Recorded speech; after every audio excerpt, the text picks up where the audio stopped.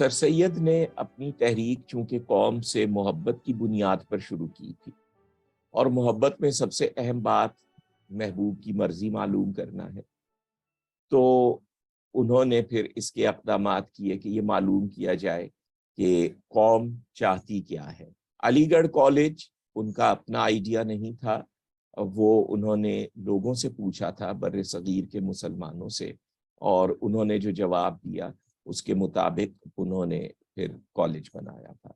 एक सवाल शायद ये पैदा हो कि सर सैयद अहमद खान ने मुसलमान कौम से क्यों कहा कि, यानी लोगों से ये क्यों कहा कि आप अपनी कौम से जब मोहब्बत करें तो मुसलमान कौम से मोहब्बत करें। उन्होंने ये क्यों नहीं कहा कि आप हिंदुस्तानी कौम से मोहब्बत करें, पूरी इंसानियत से मोहब्बत करें। एक जवाब तो इसका आ चुका है कि ये एक ही सफ़र की मंजिलें हैं, तो इंसानियत से मोहब्बत उसमें शामिल है। अभी आपने वो उस दुल्हन के ज़बान से भी सुन लिया। तो दूसरी बात जहाँ तक रह गई कि उन्होंने ये क्यों नहीं कहा कि हिंदुस्तानी कौम से मोहब्बत करें, उसका जवाब ये है कि कोई हिंदुस्तानी कौम उस वक्त मौजूद थी नहीं।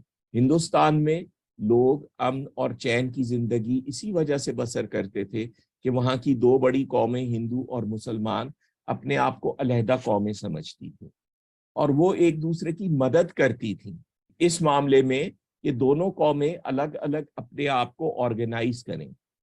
मिसाल के तौर पर जब अलीगढ़ कॉलेज बन रहा था तो इसमें हिंदुओं ने मदद की थी, और इसी तरह हिंदुओं की जो तहरीकें थीं उनमें सर सैयद अहमद खान उनकी मदद करते थे। तो इस वजह से सर सैयद अहमद खान ने कहा कि हम अपनी अपनी कौम से पहले मोहब्बत करना सीखें, और उसमें सब शरीक थे।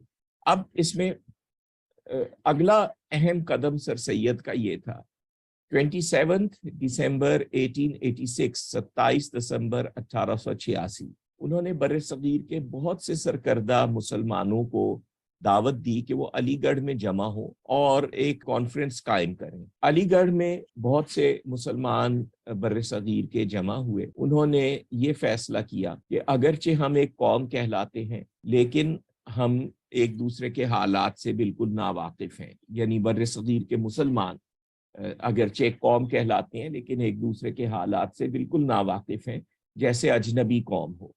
इसलिए हमें हर साल बर्रे सगीर के किसी एक शहर में जमा होना चाहिए और वहाँ हमें अपने अपनी कौम की तालीम और तरक्की के लिए तमाम फैसले मिलकर करने चाहिए, इत्तेफाक राय के साथ। इस मकसद के लिए मोहम्मदन एजुकेशनल कांग्रेस कायम की गई, जिसका नाम बाद में मोहम्मदन एजुकेशनल कॉन्फ्रेंस हो गया, और इस कॉन्फ्रेंस ने बर्रे सगीर के मुसलमानों की जिंदगी में बिल्कुल वही किरदार अदा किया जो इससे पहले हम देख चुके हैं कि अंग्रेज कौम की जिंदगी में उस वक्त की इंपीरियल कॉन्फ्रेंस, कॉमनवेल्थ कॉन्फ्रेंस कर रही थी। अगर हम इस कॉन्फ्रेंस से शुरू होने वाले सफर को देखें तो वो भी 7 मराहिल से गुजरता है, और वो 7 मराहिल तकरीबन उसी वक्त शुरू होते हैं जब कॉमनवेल्थ के वो 7 मराहिल जो हम पहले देख चुके हैं। आइए हम जायजा